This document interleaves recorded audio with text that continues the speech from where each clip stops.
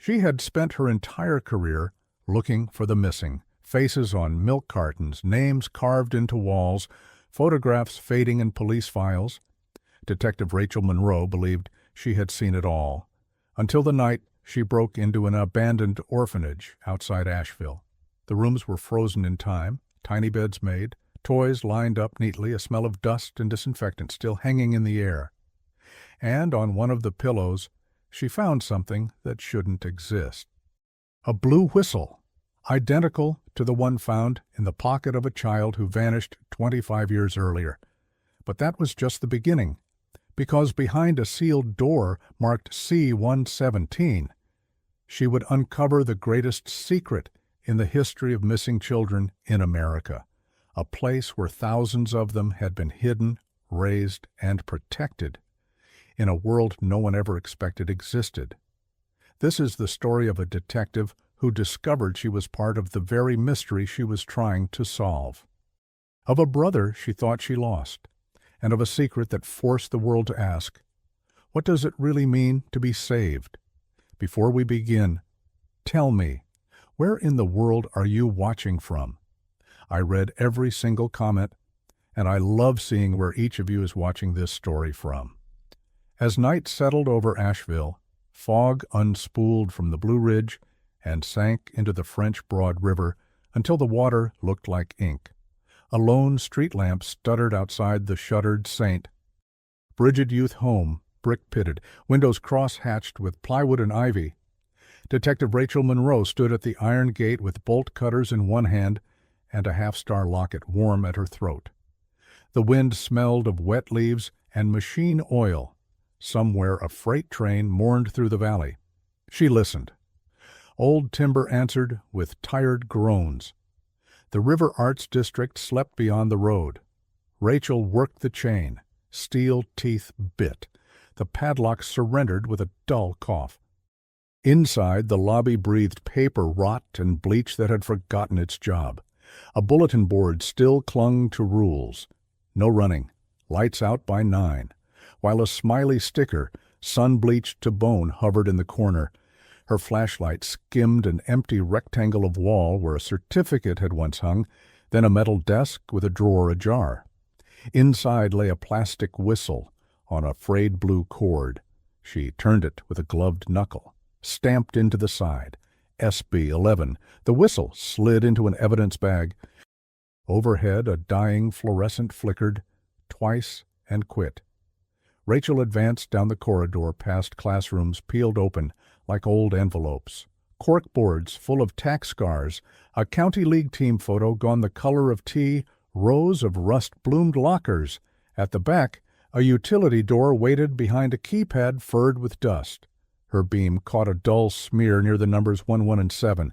She filed it away. Rachel wasn't sentimental. She trusted what could be weighed and timed. Still, the locket felt heavier tonight.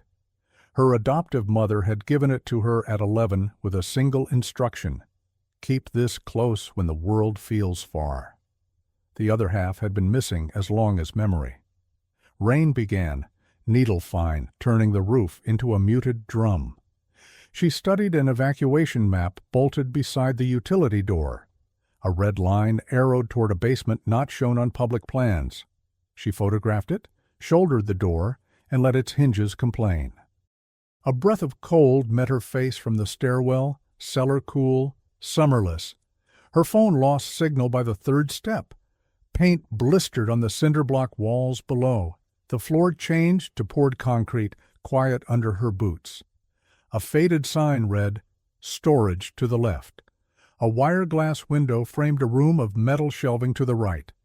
Cardboard boxes sat in obedient rows, each tagged with white labels. Yearbooks 1991, medical forms, admissions.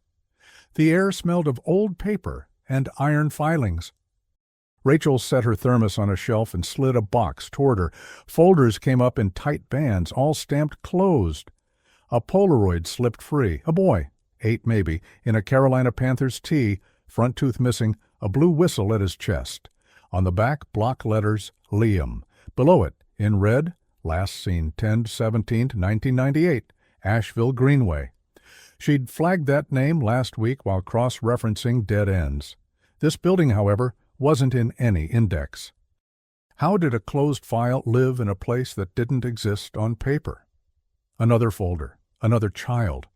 Photos clipped to corner staples, notes in a neat hand about allergies, bedtime, favorite foods, facts that sounded like lullabies when read aloud. It was intimate and wrong. At the rear of the room stood a steel door with no handle on her side, only a waist-high mail slot, taped shut from this side with brown adhesive that had fossilized to amber.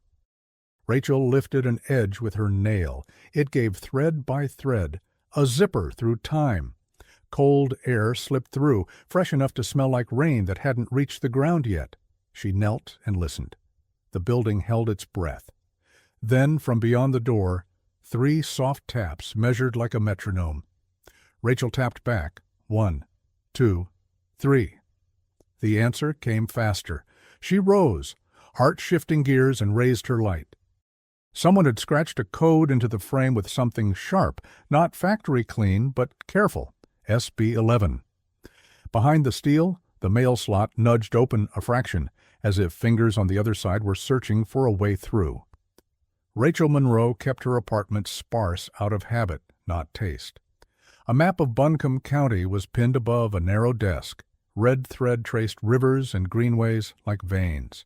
Order had been her counterspell since childhood. Foster homes taught her to travel light. A high school track coach taught her to breathe through the noise. She still ran pre-dawn along the same Asheville Greenway, where Liam's file said he'd vanished. On the kitchen table, her locket lay open like a question. Half a star, the cut edge worn smooth. Maria Monroe, her adoptive mother, had pressed it into her palm at 11 with a single sentence. "Keep this close when the world feels far." Now Maria answered late calls on the first ring. "Are you eating?" she asked then. "You sound tired." "I'm working a lead," Rachel said, turning the locket with a thumb. "St. Bridget's." "Those children again?" "Always." "Just remember to live in the after, sweet girl." After they hung up, Rachel opened her notebook. The first page held rules she wrote for herself. Don't promise what you can't deliver. Say the hardest thing gently and once. Leave rooms the way you found them, except for the truth. At 7:10 a.m., Keller buzzed. "You like coffee or you like answers?" he said over the intercom. "Both," she replied. A minute later, David Keller stepped inside with 2 cups and a rolled blueprint, ex-Army CID, humor dry as chalk, the one partner who never flinched when she asked the same question 3 ways. He set the blueprint on the table. "Your SB11? Not a serial number. South basement. Door 11. Rachel slid off the rubber band. Beneath St. Bridget's sprawled a lattice of corridors. South basement ran parallel to the river, dotted with numbered doors. 11 opened to, she traced the line, a hatch, then a tunnel. "To where?" she asked. Keller tapped a smudged notation near the border. "Civil defense feeder, 60s. Some towns built shelters into schools. Looks like St. Bridget was wired in and never truly decommissioned." "That room with the mail slot," Rachel said. "There's airflow," and someone tapped back. Keller's eyes flicked to the locket and away. He knew better than to ask. "Chain of custody on those boxes?" "Non-existent," she said, which is its own kind of evidence. They took Keller's unmarked through rain. Rachel read as they drove, comparing handwritings on old forms, searching for the same wide-looped G, the same double space after a period. At county records, a clerk waved them behind the counter. Microfiche hummed. Columns of type rolled beneath the lens until a 1962 notice blinked up. City awarded federal funds for civil defense improvements. Listed among feeder sites, C-117, St. Bridget School, later youth home. C-117. Her mind clicked across it like a switch. 117. The greasy fingerprints she'd seen ghosting those keys by the basement pad. Back in the car, Keller said what she didn't. If that shelter's still accessible, someone's using it. "Or living there," she said. They stopped at a diner. Lena slid them eggs without asking. Rachel ate half, boxed the rest. Control meant arriving where you meant to arrive. On a napkin, she wrote the questions that mattered.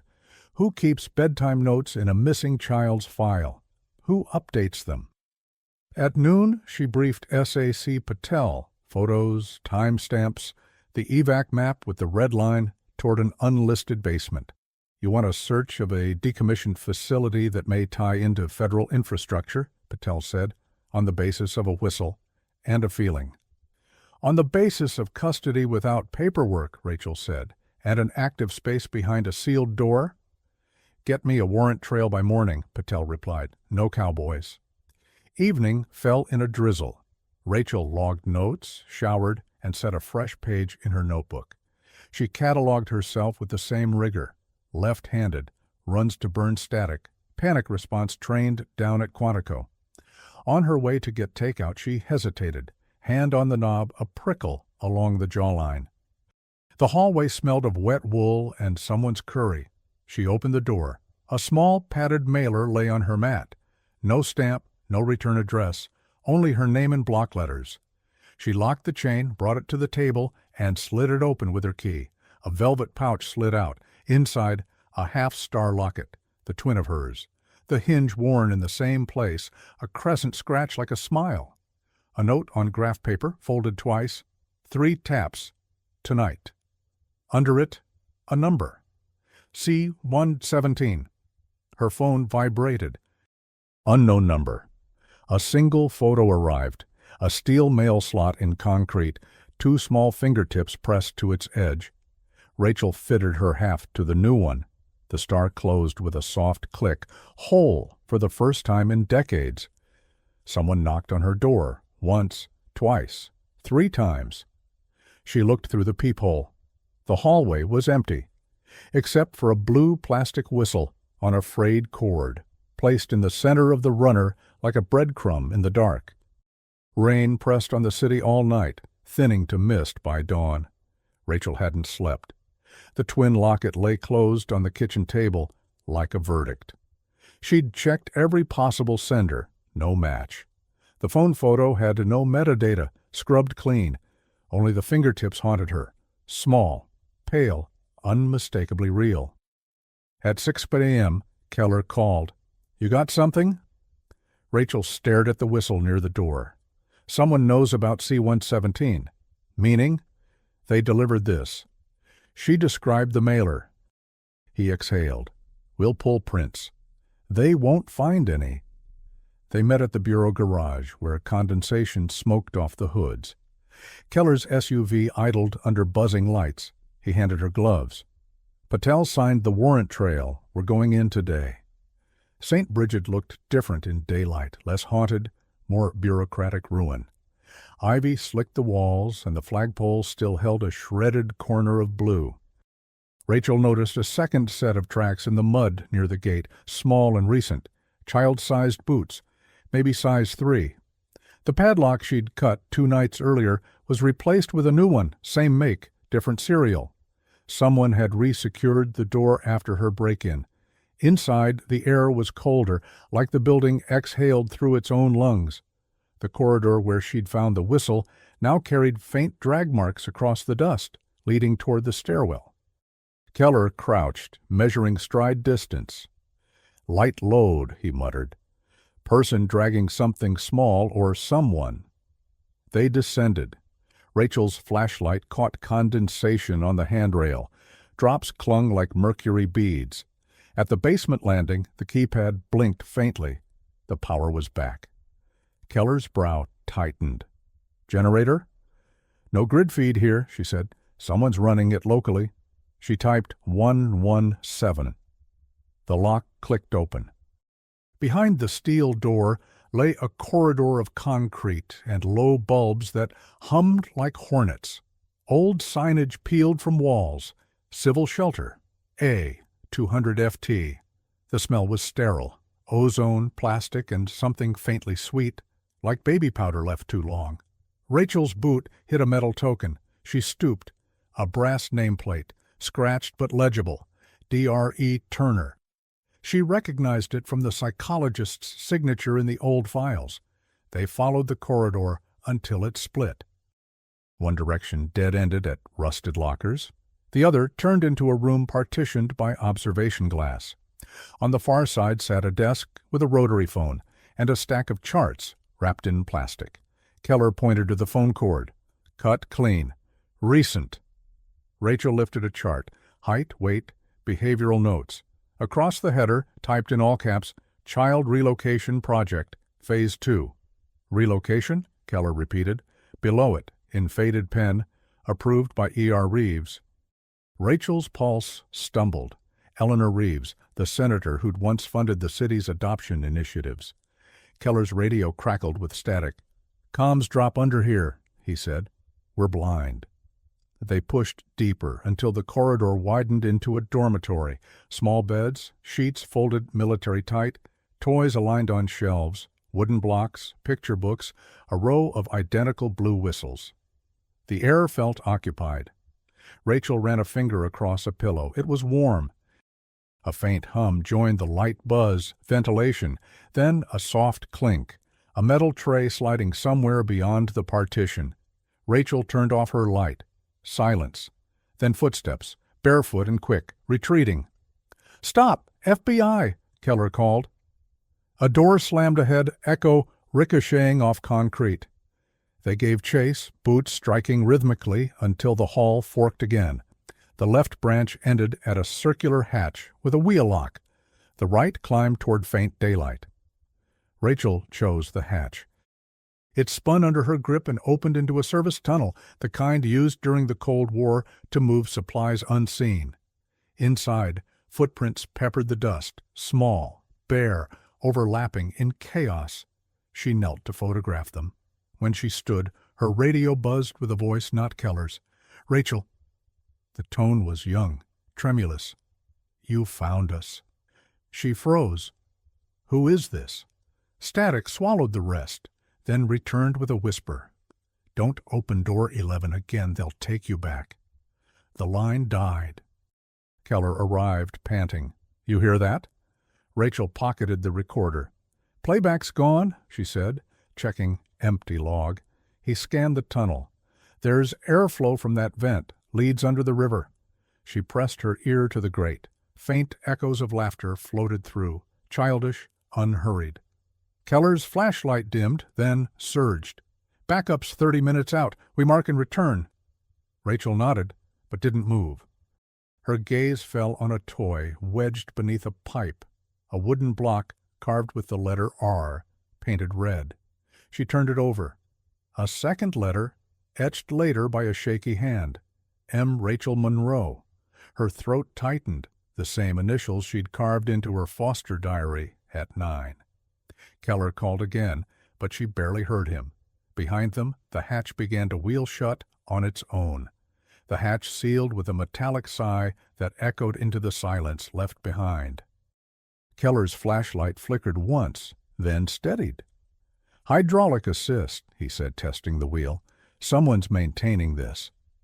Rachel examined the seam, fresh grease, new bolts.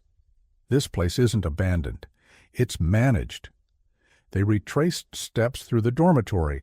Beds were still warm, toys undisturbed, and every whistle identical down to the frayed cord. Yet there were no footprints leaving in the dust toward the main corridor. Only those coming in. Back at the surface, Patel's team arrived, 3 agents in black windbreakers, an evidence tech, and a field medic. Keller briefed them, concise as always. Rachel stood off to the side, replaying the voice she'd heard through static.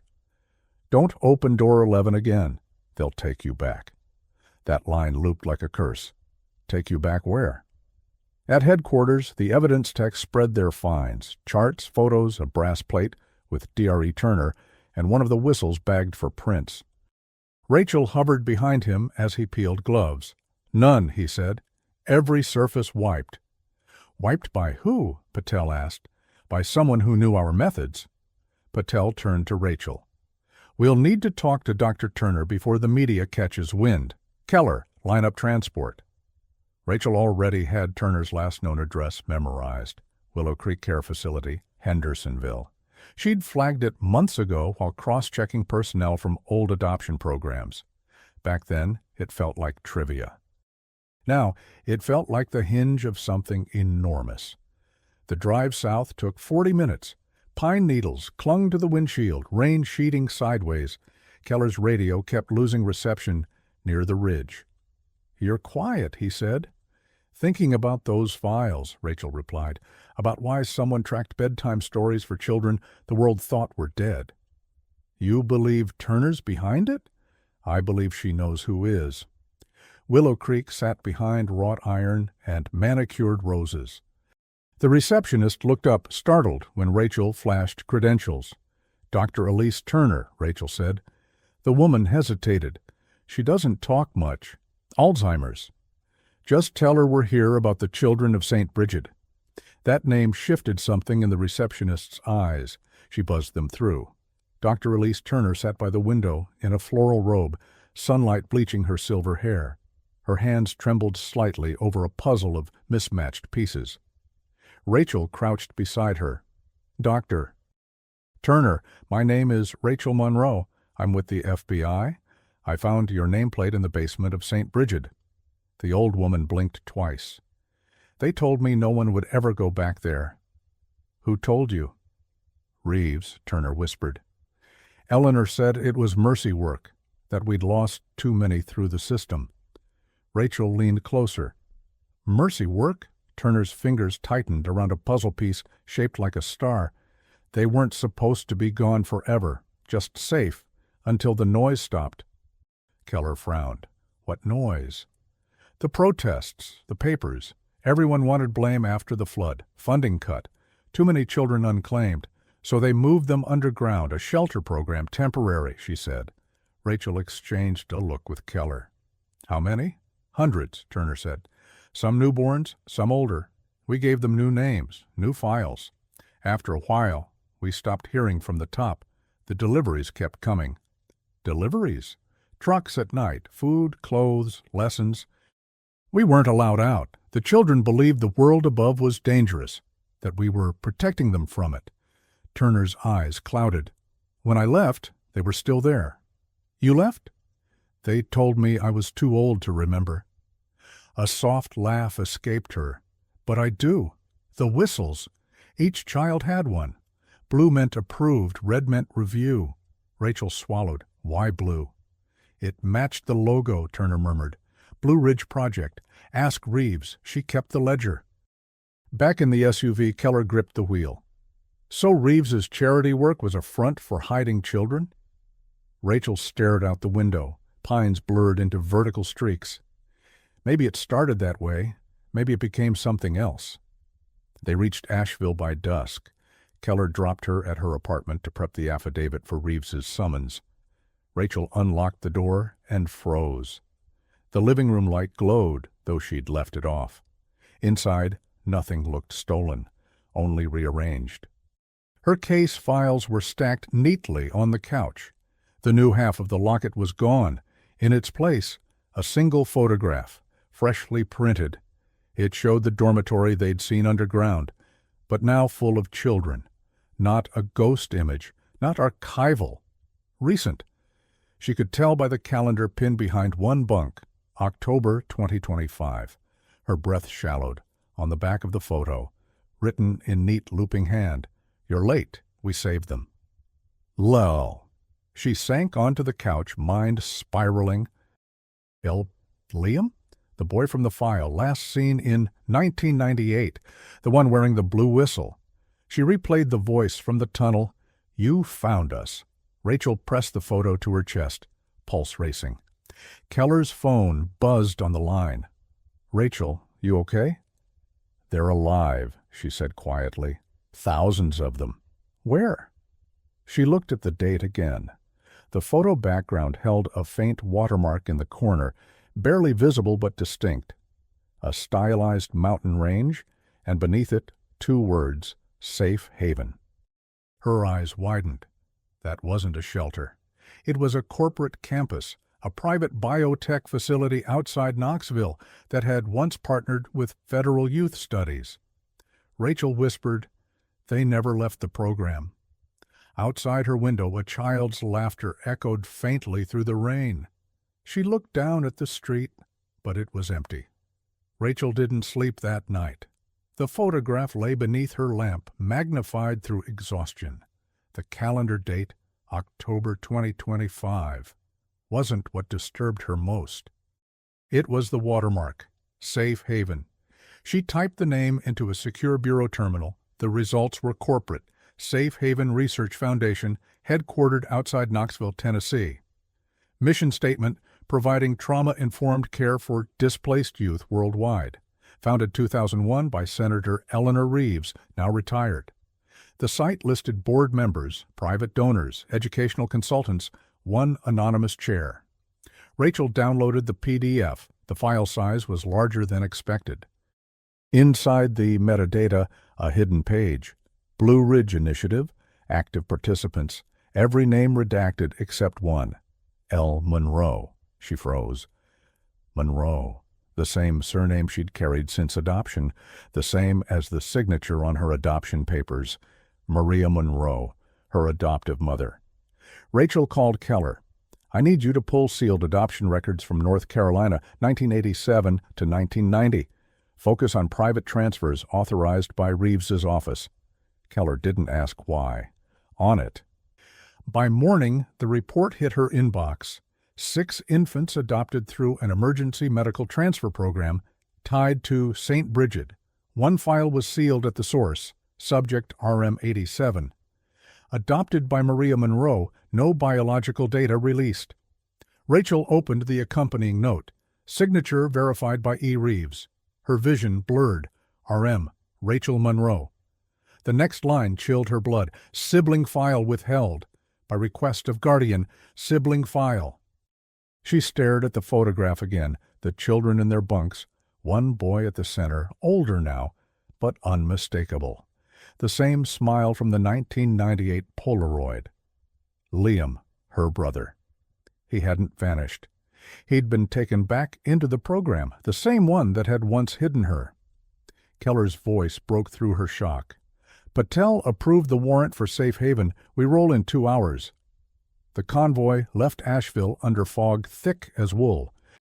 Rachel rode shotgun, laptop open, reviewing blueprints of the Knoxville facility. It was built on an old Cold War communications hub, corridors deep enough to hide anything, even an entire community. When they arrived, security at the gate was polite, too polite. Senator Reeves isn't available, the guard said. We don't permit unannounced inspections. Patel flashed credentials. Then permit this. The gates opened with slow reluctance. Inside, the campus shimmered with manicured lawns and modern glass buildings.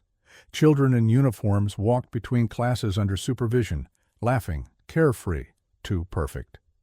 Rachel scanned faces through the tinted window. Ages ranged from toddlers to teens, healthy, clean, but every one of them wore a blue whistle on a cord around the neck. In the administrative wing, Senator Reeves waited, white hair in a neat twist, posture composed. She still carried the authority of a woman used to shaping policy. Detective Monroe, she greeted almost warmly. I wondered when you'd find us. Rachel's jaw clenched. You call this found? You've hidden children for decades. I've saved them, Reeves replied calmly, from neglect, violence, trafficking. The state was losing them faster than it could name them. We built something better. Keller stepped forward. By erasing their identities? By giving them new ones. Reeves gestured toward a window overlooking the campus courtyard. Look at them. Do they seem imprisoned? They're educated, healthy, safe. They know nothing of the chaos they escaped. Rachel's voice cracked. You had no right. I had every right, Reeves countered. Congress cut our funding. They didn't care where the lost ones went. I did. The shelters failed. The foster system failed. So we built our own. Patel interjected, through illegal adoption transfers, falsified deaths, and sealed records. Reeves's expression softened. The law is a net with holes, Agent. Sometimes you rescue by stepping outside it. Rachel placed the photo on the desk. Then explain this. October 2025. Who took it? Reeves studied the image. Ah, that. Her gaze lifted to Rachel's locket. You found your other half, I see. Rachel's stomach turned. You knew? Reeves nodded. You were one of ours, Rachel. One of the first. Maria was my nurse. She begged to keep you when we began phasing children out. I allowed it. But your twin, Liam, he was different. He stayed. The word hung like smoke. My twin, Rachel whispered. He grew into a leader, Reeves said. He runs the lower division now. The children adore him. He calls himself L. You received his message. Rachel's pulse pounded. I want to see him. That isn't wise. It isn't optional. Reeves sighed, pressing a code on the intercom. Bring him up. Moments later, the door opened. A young man stepped inside. Tall, steady, early 30s, eyes so much like hers it felt like a mirror. Around his neck, the same blue whistle she'd bagged as evidence. Rachel, he said quietly, I told you not to come. She stared, lost for words. It's you. It's always been me. He turned to Reeves. Let her see the records. She deserves that much. Reeves hesitated, then nodded to an aide. Files appeared, neatly bound binders stamped Blue Ridge Archive. Inside were thousands of profiles, each child's photo, each new identity, cross-referenced with missing person databases.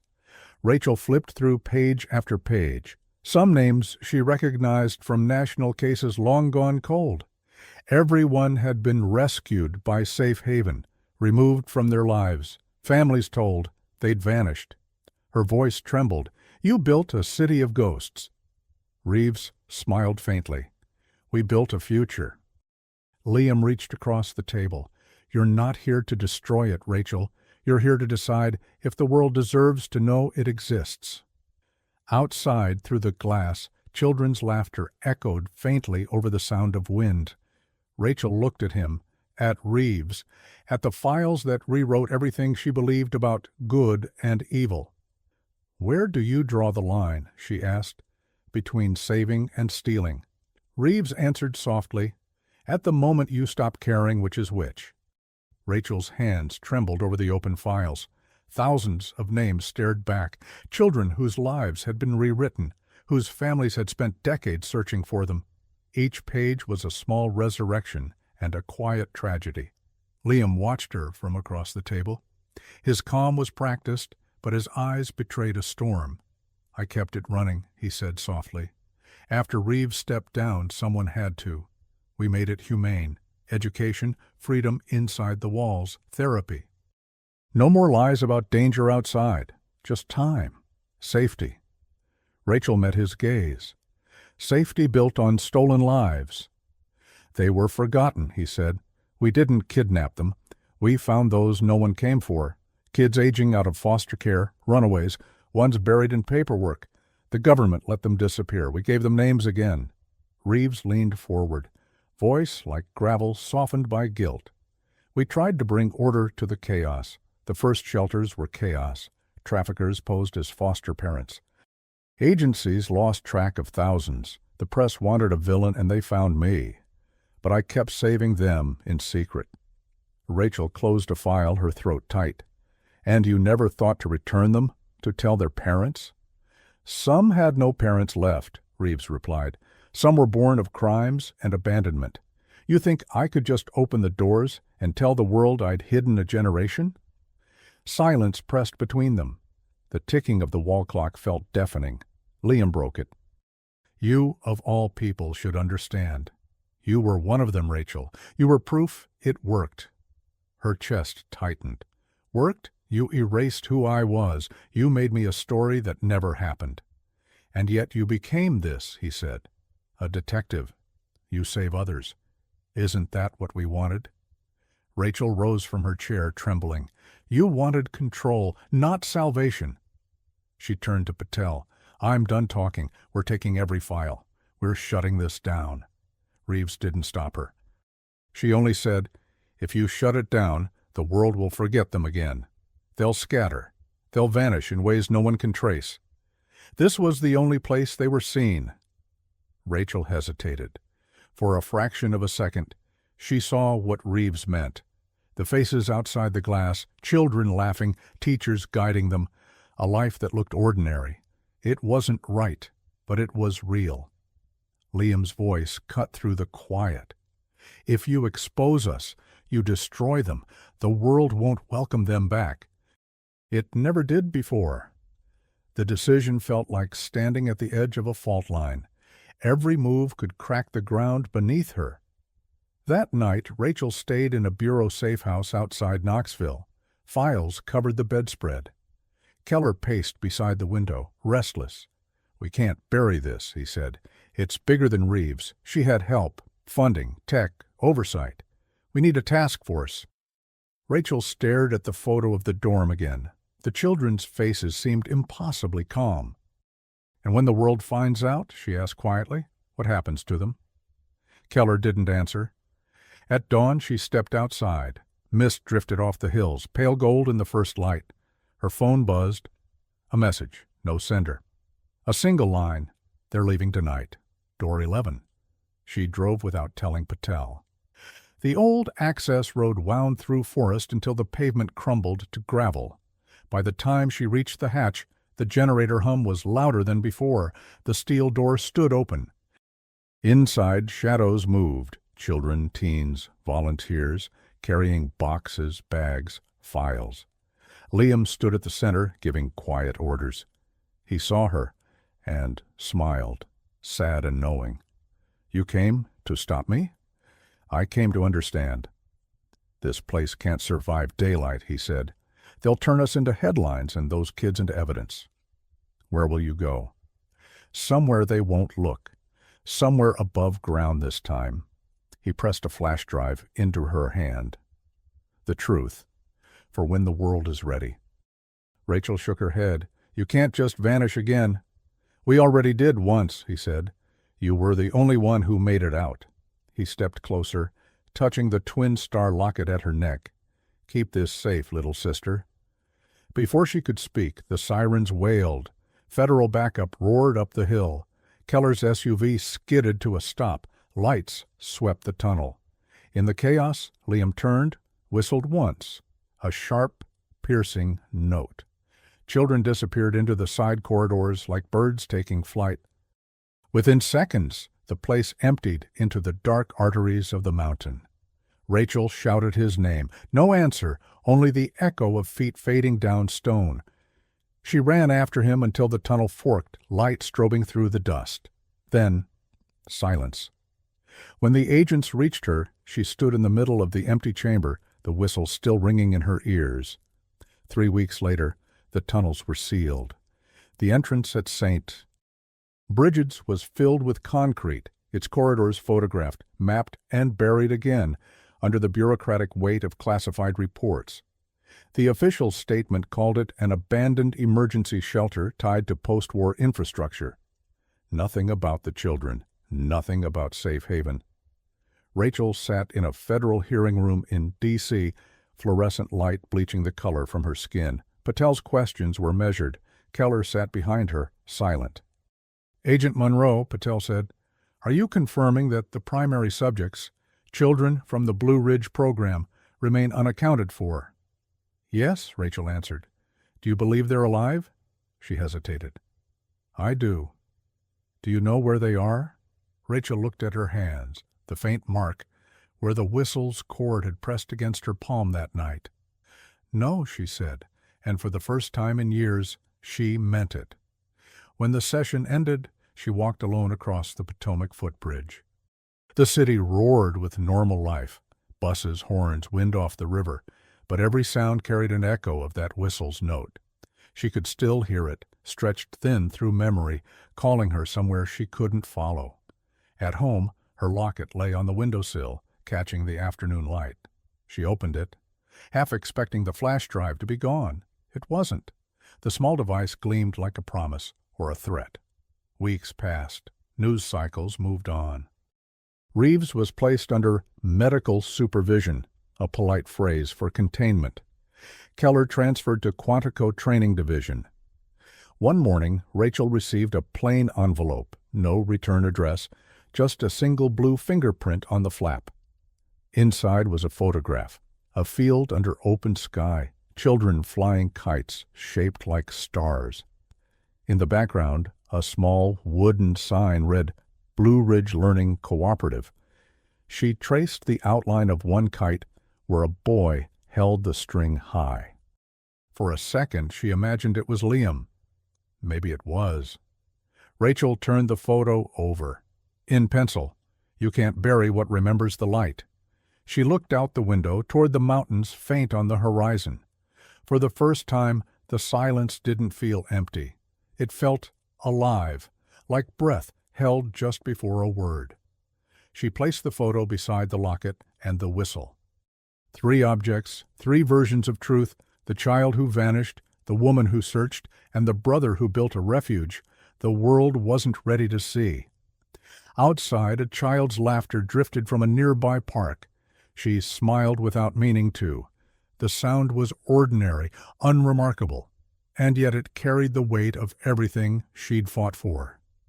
Rachel whispered, more to the wind than to herself, "They're free." Then she closed the window, leaving the whistle on the sill. Its faint blue chord fluttered once in the breeze, like a signal from somewhere far beyond sight. The screen faded to black with the same question that began it all. Where do you draw the line between saving and stealing? And in that darkness, a single whistle blew again, 3 times.